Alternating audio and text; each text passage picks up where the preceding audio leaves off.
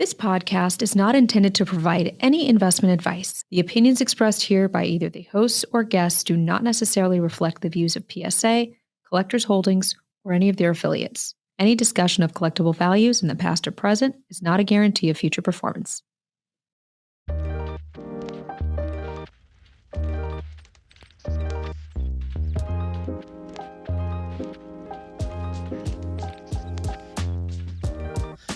Hello, everyone, and welcome back to the Index here on the PSA Pod. I'm Ryan Greene, and with me today, Card Ladder's Chris McGill. The Index explores the hobby from the vantage point of price data and market trends provided by Card Ladder, but with a twist. Each month, we zero in on a trending athlete or card whose data supports an interesting story that is relevant to you, the collector. Today, we're going to be focusing on Shai Gilgeous-Alexander, the MVP candidate who, in our eyes, maybe not enough people are talking about in the NBA.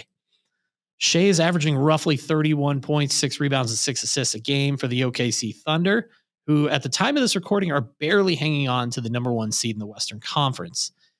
Many saw an OKC rise coming a few years ago as the franchise went on a draft capital acquisition spree, but SGA was the first NBA-ready centerpiece to come aboard as part of the rebuild, and he's been worth every penny since coming over in the Paul George trade from the Clippers.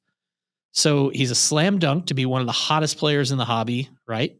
25 years old, plenty of swagger, MVP candidate on one of the league's best teams.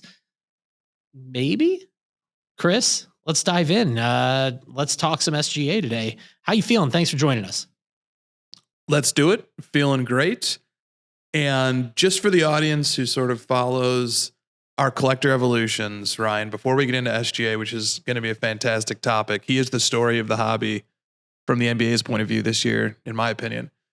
Let's talk a little bit about us being Chicago Bears fans, you being a Justin Fields collector, and how are you reconciling your collecting with Justin Fields moving over to the Pittsburgh Steelers?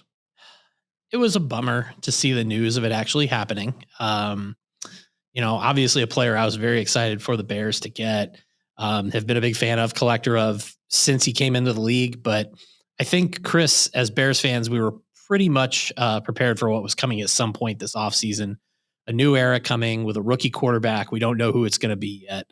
But honestly, he couldn't have ended up in a better spot for himself. The whole time leading up to this, I was hoping Atlanta or Pittsburgh for multiple reasons. Maybe doesn't start right away, but I think if you're a Justin Fields collector today, the sun definitely came up this morning because he's going to a top tier organization.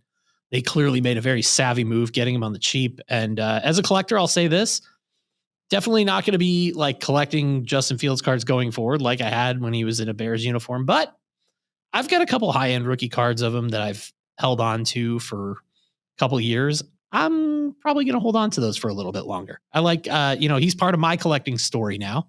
So I definitely want to want him having some presence in my PC.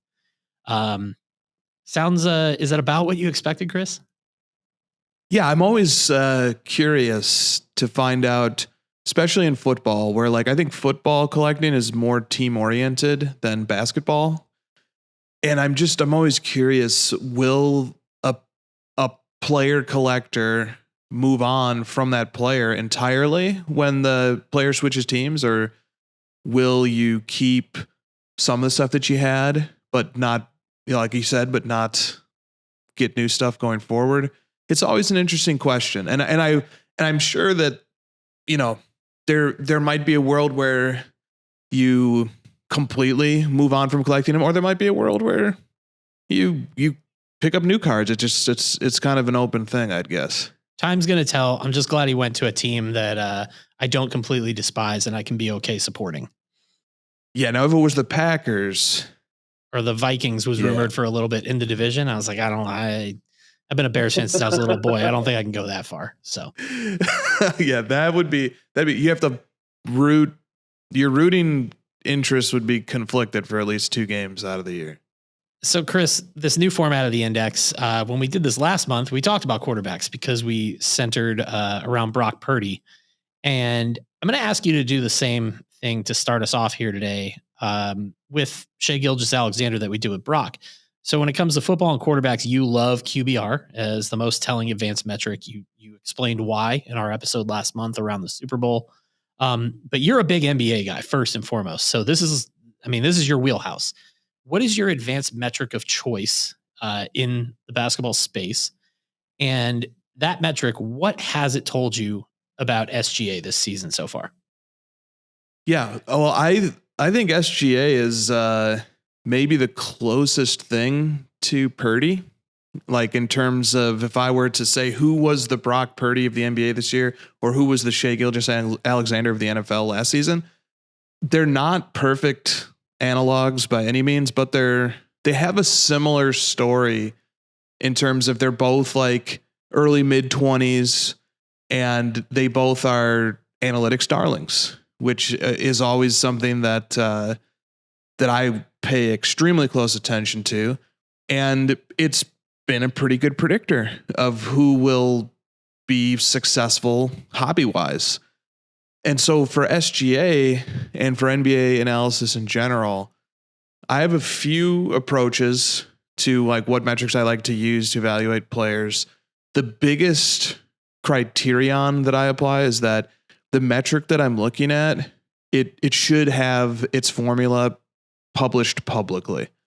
So if I'm going to be looking at a metric, I want to be able to go under the hood of it and see what all the different variables are, see what the different weights that are being applied to those variables are, and see how they're being calculated relative to league average or whatever the methodology is being used is. I want to be able to do that. And for that purpose, there are 3 that I really like. And they're all hosted on Basketball Reference. Won't go through all 3 of them now. I'll just get to the heart of this question, which is my favorite one. My favorite one is called box plus minus, which is often abbreviated to be BPM. Now, the name is a little misleading because it's actually a catch-all statistic. It's not just simply looking at what a player's plus minus was over a season or over a game. Instead, it's estimating, looking at the totality of a player's box score contributions, what their plus minus is relative to a league average player. And this statistic has a good track record, in my opinion, because the winner of this category at the end of a season has predicted 8 of the last 10 league MVPs.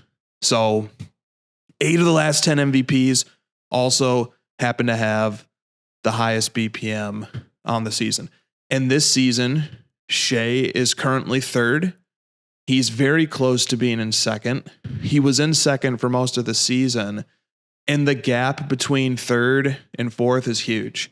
So per BPM, Shai is the cream of the crop. And not going to go into these other metrics in depth or anything like that right now. But in the other 2 rate statistics that Basketball Reference publishes, he's in 2nd. So if you sort of, as I like to do, if you average his ranking in Basketball Reference's 3 rate-based catch-all metrics, he is the 2nd best player in the league this year. So maybe not the odds-on favorite for MVP, but he's certainly in the conversation. Absolutely. He's 2nd. He's in most sports books. I think in all sports books, he is the 2nd leading candidate for MVP based on their odds. I'm guessing Jokic, Luka. Yep. Jokic is currently the favorite with minus odds right now. 2nd, though, is SGA, and he is in striking distance. 3rd is Luka. 4th is Giannis. And then there's a big drop off. So, the numbers are great, but just like we talked about with Purdy last month, we're going to talk about the other test. You watch a ton of hoops, the eye test. It felt like last season SGA really took that big leap forward. But this year he's kind of brought the team along with him. What have you seen when watching OKC this year that truly impresses you about him? And I think he's a pretty fun player to watch, the limited amount I've watched him this year. What does the eye test tell you? Well, the eye test for Shai is not quite as kind, in my opinion, as the metrics are. I think the positives from the eye test point of view are that there are times when it just feels like he doesn't miss, and that he is some Kawhi Leonard, Michael Jordan, Kevin Durant tier mid-range master. And there are just times when you're watching him play, and you can tell by his true shooting percentage is a little just a shade under 65% this year. I mean, for a guard to have that level of a true shooting percentage on the volume that he has is incredible. And it just sometimes just feels like this guy can get to his shot and he just doesn't miss. And it's not high flying dunks. It's not step back threes. It's a lot of herky jerky, shifty moves in the mid-range 12 to 18 foot away from the basket territory that he just torches people. But the things about the eye test, and for me, that worry me a little bit about him are that he does a lot of his damage at the free throw line. He's an expert at drawing contact and creating situations that lead to him shooting free throws, which is one of the reasons why the metrics love him. The free throw is the most efficient shot in basketball. So the more free throws you can take, the better.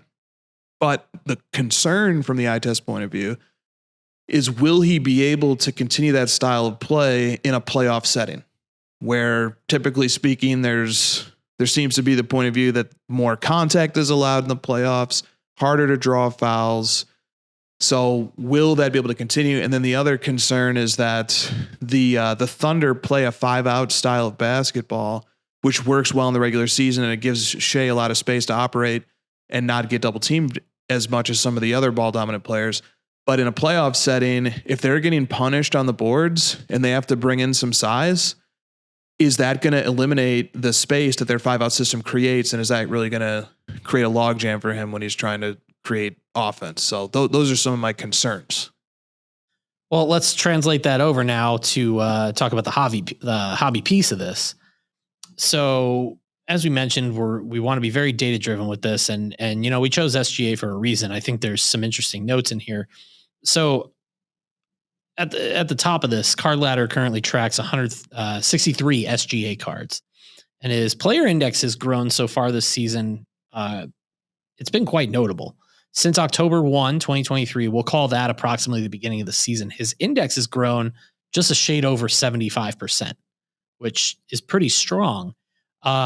Yet when we look at the PSA side of this, he's maybe flying a little bit under the radar, because in that same time frame, looking back since October 1, 2023, he doesn't even crack the list of the top 10 most submitted active NBA players, which is crazy when you see, granted, all the names up here, I don't think there's any wild outliers. Maybe Ja Morant being in that top 10 at number 10 is interesting, but you got Giannis, Halliburton, Luka, Paolo Banchero, Ant-Man, Steph Curry, Chet Holmgren from OKC, LeBron, of course, he's always at that upper tier of most submitted athletes, and then Wembanyama is number 1. It seems like, I guess, Chris, you're very involved in the basketball, segment of this hobby. Do you feel like the hobby steam has been there this year for SGA, or do you feel like that climb in terms of his values, his player index, has kind of happened a little bit under the radar? I think it's happened under the radar. First, on the topic of his index, if I were a collector looking for stability and, and then upward momentum after a player has really asserted themselves as an MVP candidate, Shai Gilgeous-Alexander is a dream. I'm looking at his index right now, and it had a spike in 2021, as many young prospecty players did, and then it corrected a bit throughout 2022 and the early part of 2023. But now this season, his index around the turn of the new year and ever since, it just keeps setting all-time highs. And it's currently 50% above what it had spiked at in 2021, which is something you can say for very few active young players from circa the 2018 draft class. So his index is up 50% from the initial spike, and just every day it's a new all-time high for his index. And as I'm looking at data and reviewing sales, they come in every night. I mean, every day there's new Shai Gilgeous-Alexander all-time high sales across various cards of his. And so the data is saying that people are increasingly willing to pay more money than anybody ever has paid before for his cards. And that's been a trend throughout the whole season, and it keeps going in that direction. Now, on the topic of him not cracking the top 10 list of the most submitted players, that's so interesting. First of all, a teammate of his, Ryan, is third. and Shai is clearly the best player and the focal point of the Oklahoma City Thunder. But there is Chet Holmgren is number 3.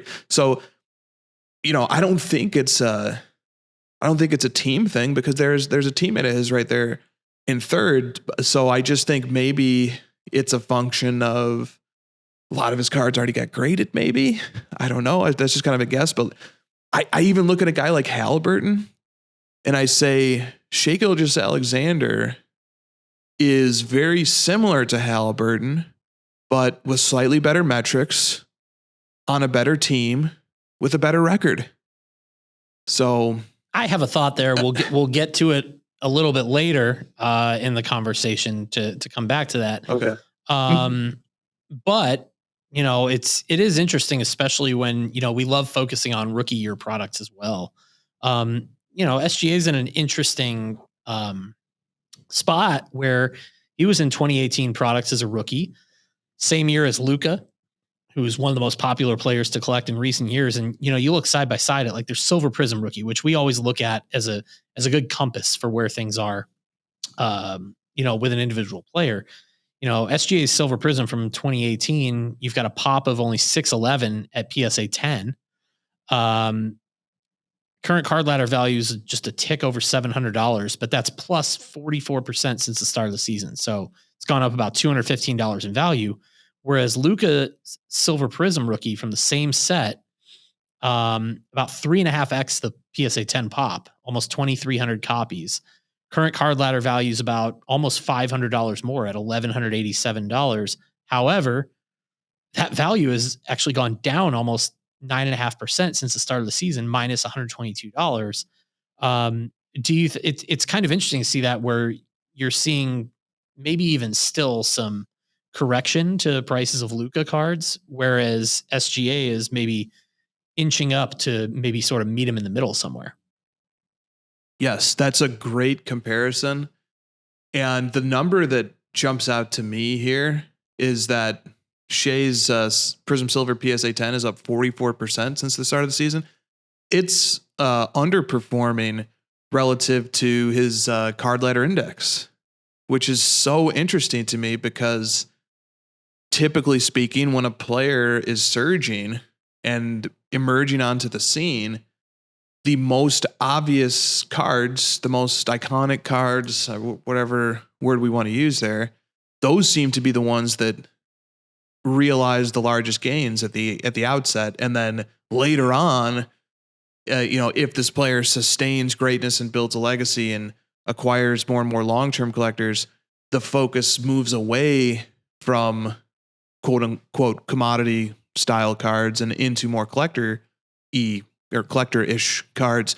But with Shai, it seems that the attention is already shifted into other types of cards rather than the Prism Silver, which is super interesting. And then you look at it, you say, okay, well, if it's up 44%, that got it to $700.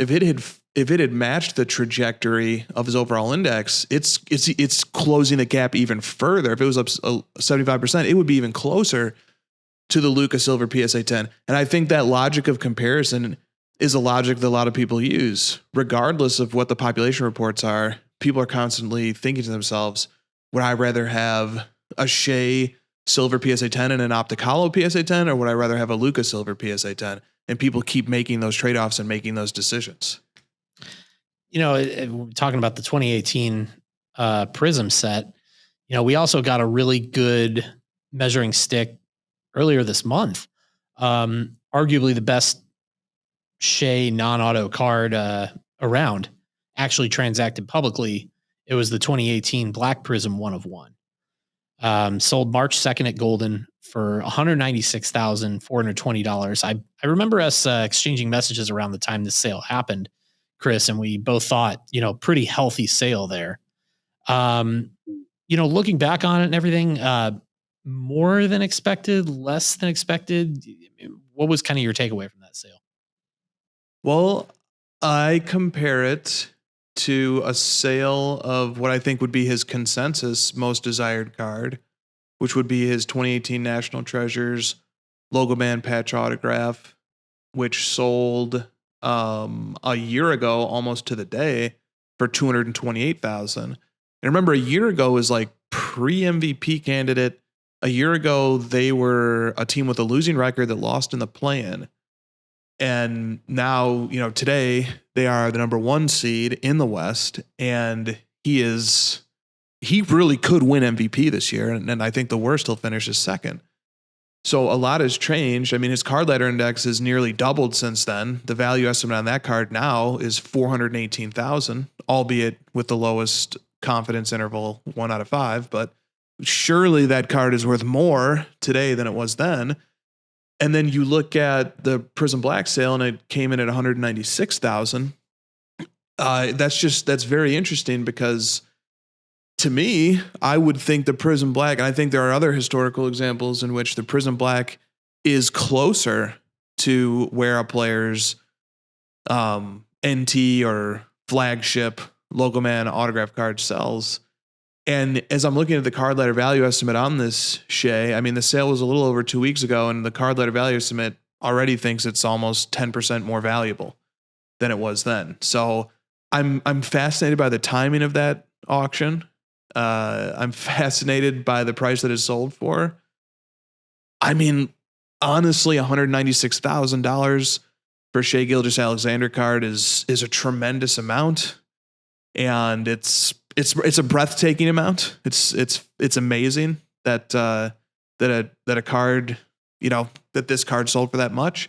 But I also think when we make some comparisons, even within Shai's own offering, it went a little low. Okay, so now, Chris, let's just in general jump over to talking a little bit about Shai's collectability. We have a lot of different angles we look at this from. I think first and foremost, in just about any sport, you look at the age combined with position profile. And I mean, SGA is pretty top tier right now. Age-wise, he's barely entered his prime, if even entered his prime yet. And he's the leading man on what looks like is going to be a really good team for a really long time. Yes, agreed. And all right, so let's just sort of take up the collectability of the age and the position. So I think age is 25 or 26, and position. So age is great. Like you just pointed out, it's right before his prime. So like we have a sample size now of almost 2 seasons where he's performed as one of the 5 best basketball players in the world. And then, we have better things ostensibly to look forward to in the team situations you described.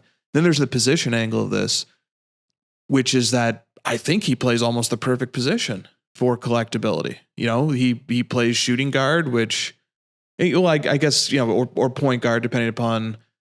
It's almost pointless to make those distinctions at a certain point here. He plays on the perimeter, and he's an offensive engine, and that characterizes Michael Jordan, Kobe Bryant, some of the absolute Mount Rushmore level athletes in the basketball hobby. So I think position-wise, he plays almost the perfect position too. But it's splitting hairs. But the concern I have is that unlike a Michael Jordan, unlike Ja Morant, unlike an Anthony Edwards, Shai is not a high-flying, super athletic.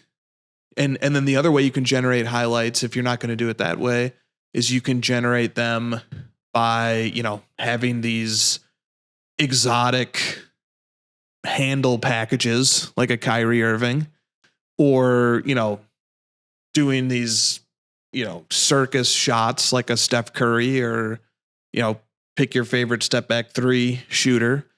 And he doesn't really have that either.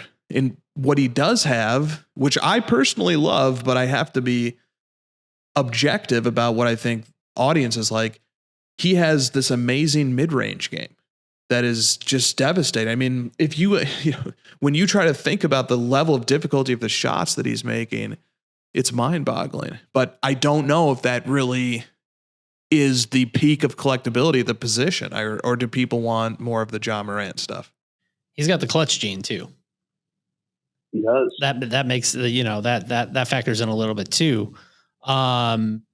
This one's interesting though. I think when you look at the market, I'm of the opinion that in terms of the market a player is in the modern just day of pro sports with how accessible everything is, I'm not a huge believer that the market is like an end all be all.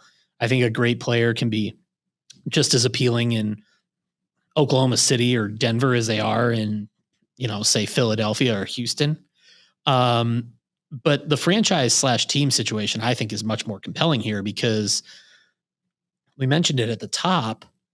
They have all this draft capital for years and years and years to come. Like, after watching the way this franchise is run, there's really no reason to believe this team isn't just going to continue to be really good for a generation. And if not, just keep getting better. Agreed. I'll say that, well, first of all, there was a tweet from Bomani Jones sort of on this topic, and he pointed out that even when the Oklahoma City Thunder were being spearheaded by only Russell Westbrook after Harden and Durant had left, the Thunder still were a national TV draw, and they still were generating solid ratings. So wherever the star is, just put the cameras on them and the people will watch it. It doesn't matter if the hardwood floor is located in Oklahoma City or if it's located in Miami or wherever. But the flip side of that, to me, is that if this exact team, this coach, this front office, if you took everything that the Thunder are and you transplanted it into New York and you called them the New York Knicks, I think we would be hearing a lot, or the Lakers, or you could do it to Los Angeles and call them the Lakers. We would hear a lot more about this team and about Shai. And I think that does trickle down to collectability. If the more you hear about a team on the afternoon cable shows and the podcasts, but those are the main examples. I think outside of LA and New York and maybe the Chicago market a little bit, outside of those, I don't think it matters. So before we move to maybe my favorite part of this, which is cards to focus on, if you want to start collecting SGA or dive all in, this is an old topic on this show that goes back a while. Does it bother you, or do you think in general it bothers collectors that his rookie cards, which are typically the most desirable cards of a player, feature him in a Clippers uniform? Does it matter? Short term, like for the duration of his career even, yes, it is a nuisance. I can speak to this. I was rooting for one of my PC players in football who recently had changed teams. I only really focus on his rookie cards, and I just so wish that those cards had the color scheme and the uniforms of his current team and not his old team. So like while the player is active, while you're rooting for them, I think it is a nuisance, a hindrance, an annoyance. But after the career is over, I think it lessens. And the more time that passes, I think it matters even less. But it does matter to me. Does it matter to you? Depends. It does annoy me though a little bit, especially if it's a player who, shoot, you talked about it at the top of this show. If Justin Fields goes and absolutely lights it up for the Steelers in the next 5 years, I might look at those Bears rookie cards a little wistfully in knowing how the franchise bumbled it, or it could be the total opposite. So I think it's going to vary by collector by collector, but we're actually going to talk about that a little bit here because this is my favorite part. I love your expertise, especially in the basketball space. If you wanted to get into a Shai Gilgeous-Alexander PC, let's say this was you getting into this. We're going to go low end, mid-level, high end. One card that really stands out to you.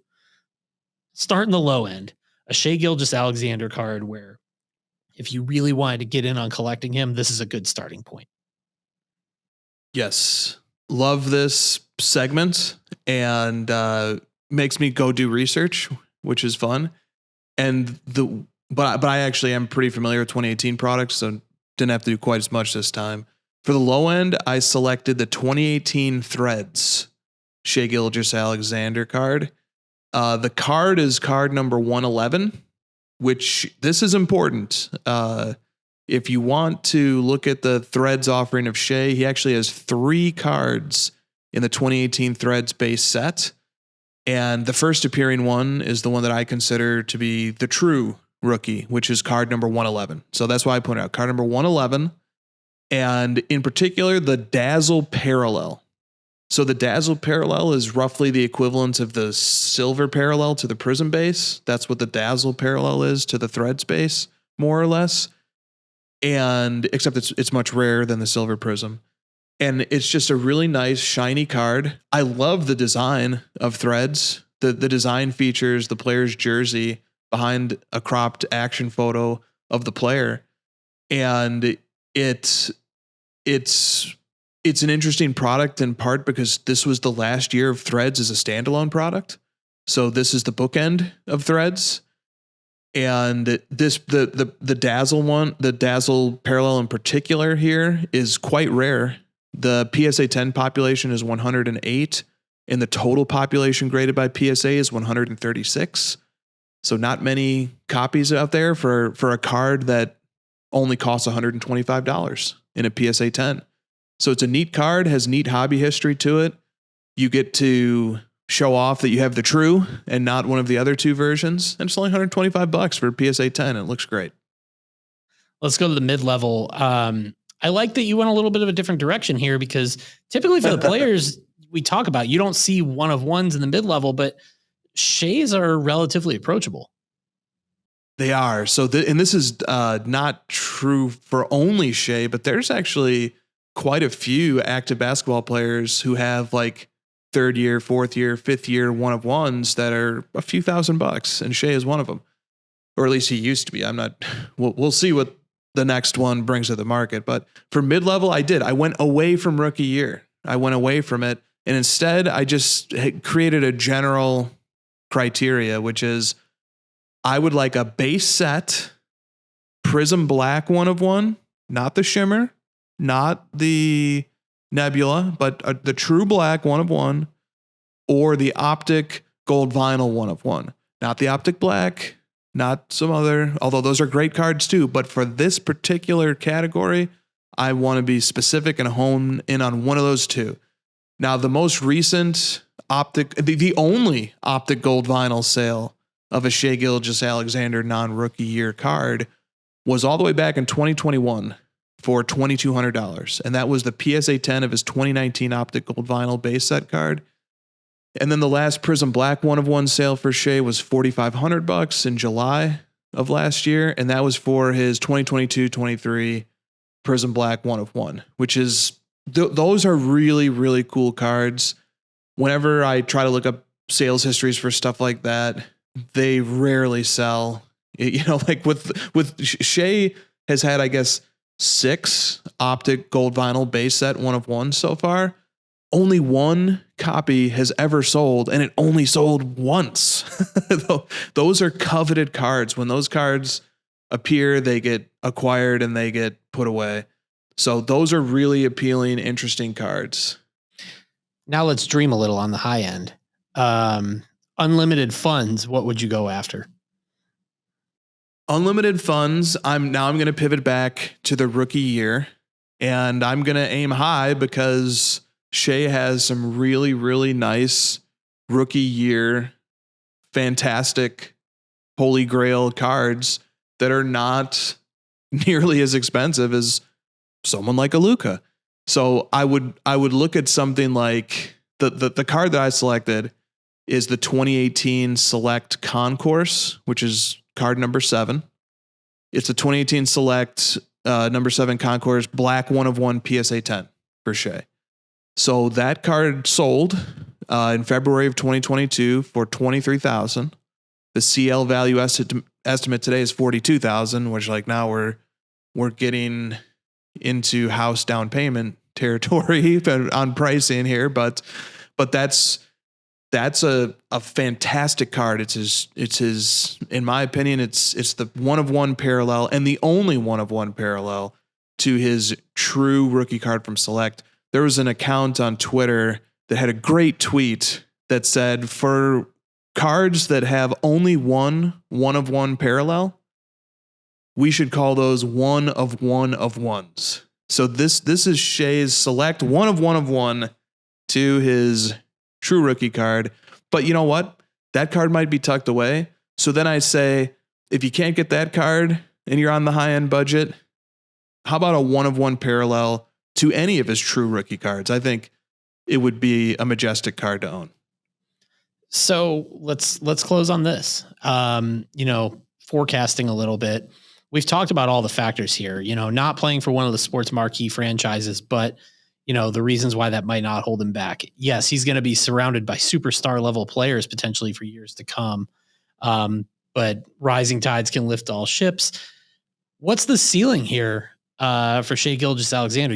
We've talked about the climb during this season. How much higher, can he realistically go, with a championship win, et cetera, MVP wins? I think we've determined he's pretty overlooked in the hobby. Do you think that's going to be the case long term? That is going to depend upon postseason success. I think that regular season success can do incredible things for a player's market and collectability. The current state of Shai's market is a testament to that. Lamar Jackson is a player who has had incredible regular season success and has a durable market as a result of it. But to transcend the MVP caliber player and enter into the legacy player, adding championships, adding a championship, and doing it as the MVP on your team, as the finals MVP, that is a recipe for growing the collector base. And I think it's the most direct route to it. It doesn't have to be the only route, but that is a great route to get there. So on the topic of the ceiling for Shai, this is where I will say that the Thunder, as we've discussed, and Shai as a player, they are projecting to be good, like you said, for a long time. It should be great, even. And that, having said that, that needs to be said first. But then I start thinking about the other side of the coin, which is, well, what if the Thunder don't win the championship this year? We've had examples of players have incredible, even elite seasons, and their hobby market thrives, and then it corrects when the rush is over. So recent examples that come to mind include Aaron Judge, who had a phenomenal season and then had some injury setbacks and had a slightly less phenomenal season, and his hobby market has corrected substantially. He experienced in-season appreciation of over 200%, though, so that's pretty big. Another example is Jalen Hurts, who had a remarkable season, not quite MVP, but MVP caliber, that resulted in a Super Bowl run and losing the Super Bowl by one score. And even in that instance, there was a big market correction to follow. So I look at Shai and I say, is an 85% or 75% in-season increase, is that saying that we might be overheated, that we're nearing the ceiling? Probably, honestly. But we can't rule out the possibility that they go on to win the finals this year. That will be very, very difficult to do. I would bet against it, but it could happen. And then if that happens, then the market for him probably explodes a few multiples over. But if it doesn't happen, if they lose in, let's say, the second round, and then you enter into an off season of you know, we had a great player. He almost got MVP, had a nice little playoff run. The enthusiasm is lowered, and it's going to stay lower until they start up next season and, you know, ostensibly have another great season, and then it will ramp up again. So those are some of my thoughts, Ryan, on where the ceiling might be, at least in the short term. I feel pretty confident saying this. No matter where the ceiling ends up, he's going to be really freaking fun to watch along the way, and so will that team in general with the way they're headed. Agreed. He's a great player too, even at the prices today. I mean, you pointed out how his silver prism is a fraction of the population of Luka's, and the reason for that is because a lot of them had a manufacturer defect of a thumbprint style indentation on the front side of the card. I mean, his prices are still lower than the other marquee athlete from his draft class, quite a bit lower. So, you know, if that's the gold standard for measuring ceiling, then, you know, there's still quite a ways to go. I mean, in other instances, like in the instance of the NTRPA or the Black Prism, or, you know, I mean, there's an argument that he's a mere fraction of a small fraction of what Luka is. And so there could be plenty of upside opportunity there. And then let's say you start collecting them, you know, then you get League Pass going and you're watching the Thunder and you're watching this guy put up a Michael Jordan stat line of 31, 6, and 6 every night. There's a lot worse ways to participate in this hobby than that. Worse teams to watch every night on League Pass than the Thunder. Well, Chris, thank you for taking the time for the dive today. This was fun. We'll be back next month. We got another one lined up. Stay tuned to find out what it is, who it is. Drew, thank you as always. Chris, we'll talk to you again back on the Index next month. And to everyone out there, thank you for tuning in here on the PSA Pod. We'll be back again soon.